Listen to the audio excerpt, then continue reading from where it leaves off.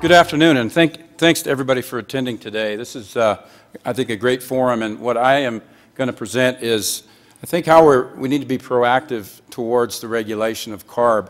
As CTA president this year, which I very proudly am serving our industry, and I say it like this, that if it's an opportunity for me to give back to the great industry that we're all involved with that has given so much to all of us. So that's really the reason I'm serving as president, because people say, why are you doing that? Well, it's just like serving on the food bank board. It's just like serving with Rotary.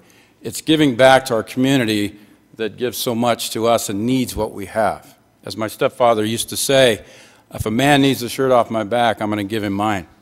And that carried right over to me. So that was exciting. But I want to share a story, too, and that is of my brother. He is a California Highway Patrolman. He just now has promoted up to commercial enforcement out of Sacramento, moving up from Woodland Hills and then into Stockton and then ultimately now into Sac through the commercial division. And I was driving up to Eureka the other day, traveling 6.5 hours to go to the President's Night, honoring me as CTA's president in Eureka, the beautiful city of Eureka, California. As I came off the I-5, I drive 55 sometimes. I was doing, I don't know, 77, according to the officer. I get pulled over. CHP officer comes up and says, are you going to some emergency or something? I said, well, as a matter of fact, yes, I am. I've got a dinner I have to be at tomorrow night, honoring me as CTA's president. I made that very clear. As California Trucking Association president. He said, well, let me have your card, your ID, and your registration. So I handed over. And he says, all right, I'll be right back. And he says, you were doing 77 in a 55, by the way. I said, wow, okay, I'm getting a ticket. So just before he left my right-hand window, I said, officer, do you happen to know my brother, Brent Blevins? He says, he thinks a minute. No, as a matter of fact, I don't know him. I'll be right back. And I said, there's a ticket. I don't know what that was going to cost me, but it was going to be a hefty ticket. Anyway, he comes right back. Quicker than I thought he would come back if he wrote me a ticket. I said, all right, this is a good sign. He says, all right, you need to slow down, and I'm only letting you off because your brother's with the CHP, not because you're CTA president. I said, all right, I dodged the bullet. What's his first name again? Bruce McCrae, double D. Anyhow, Mountain Valley Express is our company, and as Eric said in the intro there, my stepfather Charlie started us back in 1976, wanting to be the most reliable and best service-oriented overnight LTL freight service provider within California. We have now since grown, since I've been president 9 years ago, 9.5 years ago I guess now, grown into the states of California, throughout California, Arizona, and Nevada, with Phoenix, Las Vegas, Reno, and then throughout the state of California. So a 3-state regional carrier. And if we can, we probably should just go to the presentation. Oh, I'm doing the click. It's even got a green arrow up here. Okay, I'm going to try to read that. Mountain Valley Express, again, provides overnight and second-day service between California, Nevada, and Arizona, operating over 180 power units and over 350 trailers in our 10-terminal network, continuing to provide 98.9% on-time, exception-free service to the LTL market in those 3 states, while maintaining our sustainability programs throughout our operations. And we take great pride in that as well. Again, I took the stance with all of the regulations in California some years ago that I said, we have got to turn this into a positive. We have to comply. We have to spend the money to comply. Why don't we market that? And hence the MVE Go Green. Again, just an idea that said, let's spin this into a positive because we have to do it anyway. And that's universal waste recycling. That's all the things we have to do. Smoke testing, no idling of the engine, and now certainly the CARB regulations, which is the heaviest duty burden, I think, on most of us operating in California or certainly being based there. So doing business in the West, again, is the theme for today's meeting, and wanting to share some of the proactive approaches that we take in California. We're also now a part of the Reliance Network, which is a nationwide alliance of carriers sharing one another's space one another's regional footprints throughout California, or throughout North America. And what they often say to me, and these companies are based in Tennessee, Minnesota, Vermont, where else? I'm trying to think. Canada, of course, and the Pacific Northwest. And they often say to me, how do you do it in California? Because they don't have the burdensome regulation in any of those states that we do. And I said, well, I need your help to do it, because I'm delivering your freight in California and you're not. You're not here and I am. And I need to charge more for the service I'm providing. And that's really the crux of my presentation today.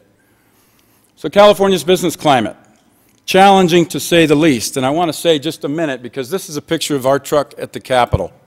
Not running into the Capitol, but parked in front of it, which was good. And we went out to Washington, D.C. Again, a call on Washington. This was our call on the Capitol in Sacramento, meeting with our state legislators and sharing our concerns over all of the regulation we have to deal with.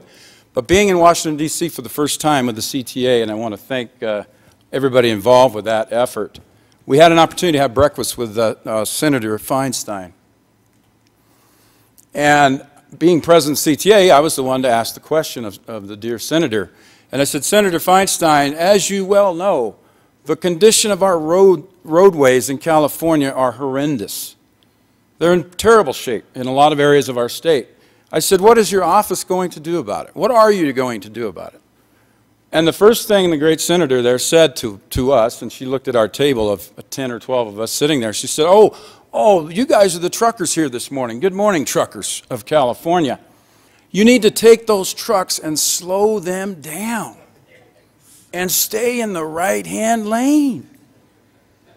I said, did she hear what I said? We were all dumbfounded by that comment, but that is the challenge we have in our state. They don't realize the value of trucks and trucking and transportation that gets the goods to market. It's amazing, and that is our challenge. The other one that we've been saying along our visits to CTA members this year with Mike Campbell, myself, and our field reps is there's a misnomer out there that trucks are no longer needed. Did you all know that? Because eBay has been invented. You just click of a mouse and it shows up on your front porch. Unannounced, don't see the truck. They drop it while you're at work. But that's the challenge we're facing, certainly in California. And we have to continue to get our message out there that trucks are good. So our challenges, from urea injected engines along with DPF retrofitted tractors. And that's a lineup of some of our newest urea 2013 tractors. And trailers that have wings. And believe it or not, they can fly above 62 miles an hour. Okay, another challenge. What is the benefit of a short-haul carrier running such a device as that? And that's a picture of one of our latest trailers with side skirts. We're anxiously awaiting. I had an independent operator that does pull for us, said, can I start pulling that trailer with the wings on it? I want to save fuel too. I said, do you do 62 or above? He said, well, no. 55 is the legal speed limit. I said, well, then you're probably not going to see any benefits. And that's been our argument to CARB all along. Where do you see the benefits from the investment? Why haven't we run these for years? We've run air fairings on our cabs from day one to save air, or to push the air around the front of that box you're pulling down the highway. But this doesn't make much sense. So we're going to find out. But we're still arguing the point with CARB. We haven't given that up yet. So ROI, what the world is our return on investment with all of this regulation? And I just listed up here what our costs that we've experienced so far with the regulation in regards to a retrofitted tractor. We did a number of them last year. We're looking at doing a number this year. Last year was fully funded by our company. This year we actually have tapped some funding from the state. Retrofitted tractor, $15,000. A new tractor for us, a day cab, 2-axle, 3-axle, is roughly in that $125,000 range. Retrofitted side-skirted trailers, again, we just did these, roughly $1,300 to $1,400 a trailer. Bridge tolls are increasing again, July 1st. Boy, how do we recover that cost? We want to travel across a safe bridge, but we got to pay for it. Scale bypass fees have also increased. Just kind of an example of the hard cost of operating in California Now, granted, you might say, well, you need to replace trucks anyway, eventually. That's true. But I think what I am seeing in our fleet and a number of other fleets that we've visited throughout this year so far saying is I've got to turn this fleet over in 3 years. How can I turn a fleet over in 3 years? I've never been able to do it before. Okay, give me time. It'll happen through attrition eventually. But that's a challenge of a lot of our members out there, and certainly most of us probably in this room. So a proactive approach to these challenges that we have taken at Mountain Valley is a clean air surcharge fee. Okay, I think I'm the first LTL carrier to step out there and start charging a standalone line item fee for this clean air regulation. Okay, on every freight bill it's applied. Not every customer accepted it. It's now being applied to roughly 60% of my total. Bridge toll surcharge fee, we're now exploring that. We've never done that before. But how do we start to recover some of these fees? We cannot, in our margin-thin businesses, in most cases, continue to take on the burden of increased regulation and increased fees throughout our state. Increasing freight rates.